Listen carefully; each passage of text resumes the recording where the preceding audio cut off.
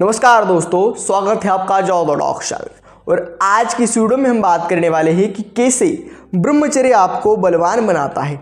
यानी ब्रह्मचर्य का पालन करने वाला व्यक्ति कैसे अपने मन से, अपने शरीर से तथा अपने एक आत्मबल से, अपने एक संकल्प से इतना बलवान क्यों होता है, इसके पीछे क्या कारण है, क्या वजह है, यह सब जानेंगे और एक उचित मार्गदर्शन देने का आपको अवश्य प्रयास करेंगे। वीडियो में अंत तक बने रहेगा। चैनल पे नए हो तो सब्सक्राइब कर दीजिएगा। वीडियो यदि आपको पसंद आए तो एक लाइक कर दीजिएगा। तो चलिए वीडियो में आगे बढ़ते हैं।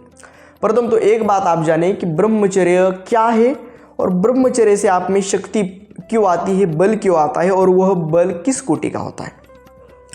क्या होता है कि जो संत महर्षि होते हैं और जिनको भगवत प्राप्ति करनी होती है और जिनको अध्यात्म के, सत्य के, धर्म के मार्ग पर चलना होता है, उनके लिए ब्रह्मचर्य यानी एक रामबाण उपाय की तरह होता है।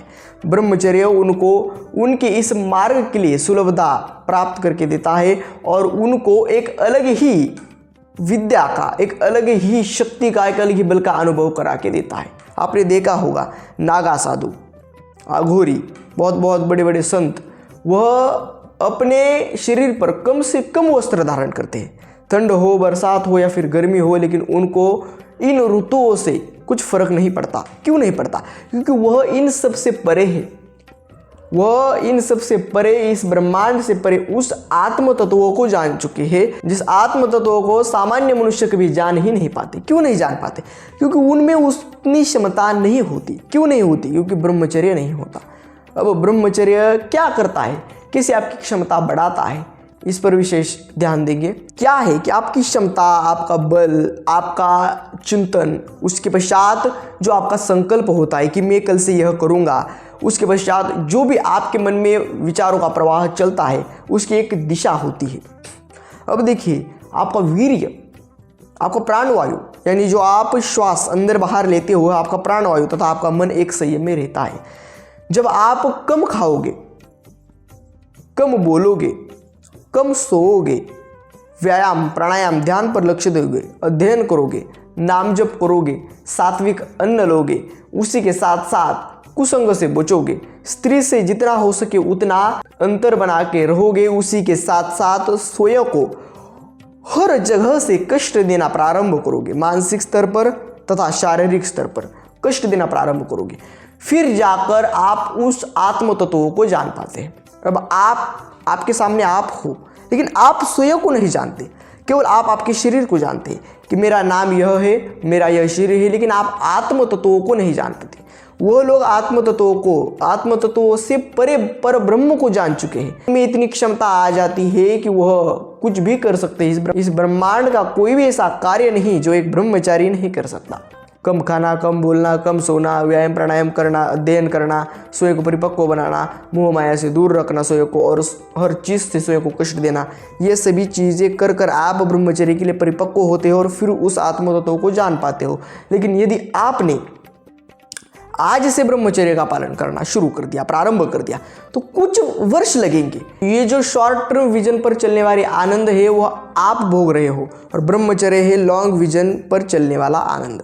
क्या होता है कि जब एक ब्रह्मचारी कोई भी चीज़ करने की ठान लेता है तो यह नदियाँ, यह पत्थर, यह बड़े बड़े पर्वतें उसके सामने एक रुई के समान हो जाते हैं। एक ब्रह्मचारी एक अलग ही मनुष्य होता है। प्रथम तो आप जाने कि वह, मैंने कहा कि आपकी श्वास, यानी आप जो अंदर बाहर लेते हो, आपका प्राणवायु, आपकी श्वास, वह आपका मन तथा आपका वीर्य एक संबंध में चलते हैं, एक रिलेशन में चलते हैं। उसी प्रकार से क्या करता है एक ब्रह्मचारी कि अपने वीर्य को साधता है। वीर्य को आप बहाते हो, आप संतान उत्पत्ति के लिए, अन्यथा आप मनोरंजन के लिए वीर्य का नाश कर देते हो, लेकिन वह वीर्य को साधते हैं। वीर्य में अतुलित बल होता है। उस वीर्य में बहुत सारे जीवाणु होते हैं। उन जीवाणुओं को यदि आपने ऐसे ही बहा दिया तो आपको वह शक्ति प्राप्त नहीं होती। लेकिन उसको संग्रहित करना भी आसान नहीं, क्योंकि शक्ति है, एनर्जी है, एनर्जी को संग्रहित नहीं किया जा सकता।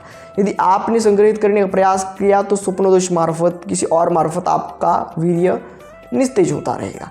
लेकिन एक बात आप जाने कि क्या होता है, उन लोगों ने उस वीर्य को साधा भी, यानी उसको संग्रहित तो किया, उसको एक दिशा दी। दिशा कैसे दी? व्यायाम, प्राणायाम, अध्ययन। प्रथम तो उन्होंने क्या किया कि व्यायाम किया। व्यायाम करने से उनकी शक्ति उस कार्य में लग गए, उन्होंने प्राणायाम किया, प्राणवायु पर संयम लाया, तो उनकी शक्ति उस काम में भी लग गई। उन्होंने अध्ययन किया, अपने मन को परिपक्व बनाया, इसलिए उनकी शक्ति उस काम में भी लग गई। तो एनर्जी एक जगह स्टोर करोगे तो वो स्टोर नहीं रहेगी, लेकिन उसको यदि आप अलग अलग कार्यों में लगाकर उसको साधने का प्रयास करोगे तो वो साधेगी। यदि आप व्यायाम तथा प्राणायाम करोगे तो आपका मसल ब्रेक होगा, आपकी शक्ति उस दिशा में लग जाएगी। यदि आप पद्मासन में बैठोगे, प्राणायाम करोगे, तो उस शक्ति का वहाँ उपयोग हो रहा है। आप अध्ययन कर रहे हो, आप रात भर जागकर काफ़ी स्टडी करते हो, तो उस शक्ति का वहाँ उपयोग हो रहा है। लेकिन यदि आप बहाते हो तो उसका एक मार्ग बन गया।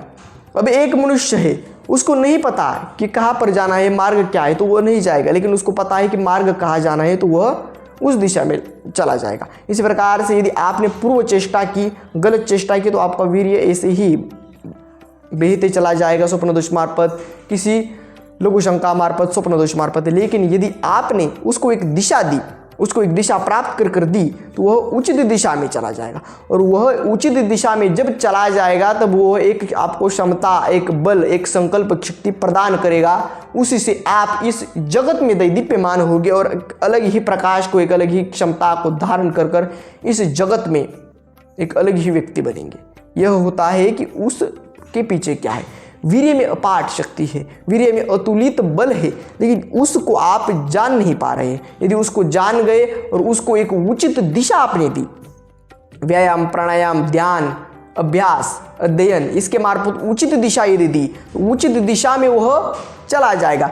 धीरे धीरे धीरे वह वीर्य आपका ऊर्ध्वगमन होगा। और यदि वीर्य का ऊर्ध्वगमन हो गया, वीर्य आपके मस्तिष्क तक पहुंच गया, तो आप सब कुछ कर सकते हैं। आपकी कुंडलिनी जागृत हो जाएगी, आपके अंदर जो चक्र होते हैं वो एक्टिव हो जाएंगे, आप कुछ भी कर सकेंगे।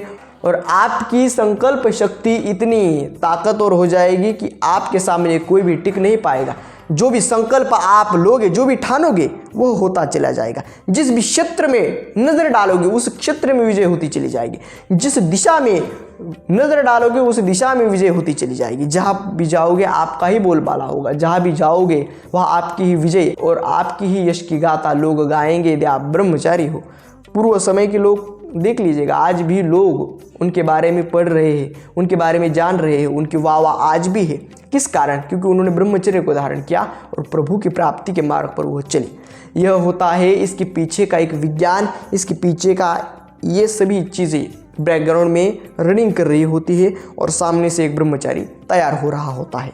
इसी कारण ब्रह्मचारी में बल आता है, क्षमता आती है, तेज आता है, साहस आता है, आत्मविश्वास आता है और एक अलग ही मनुष्य बनकर ब्रह्मचारी इस समाज के सामने आता है और स्वयं देवता तथा समस्त देवता उनको नित्य नमस्कार करते हैं जो ब्रह्मचारी होता है। इस प्रकार से एक ब्रह्मचारी को इतनी क्षमता, इतना बल, इतना साहस, इतना आत्मविश्वास, इतना तेज प्राप्त होता है। इसी के कारण जिस चीज़ को आप भाते हो, जिस चीज़ की वैल्यू आपको पता नहीं है, वो उस चीज़ को जानते हैं, उनको उस चीज़ की वैल्यू है और वह उस चीज़ का आप गलत मार्ग में उपयोग कर रहे हो, वो उसी चीज़ का, उसी शक्ति का योग्य मार्ग में उपयोग करते हैं। इसी कारण उनमें इतनी क्षमता, इतना बल आता है। आज की वीडियो में इतना ही, मिलते हैं अगले वीडियो में एक नए टॉपिक के साथ। तब तक के लिए धन्यवाद।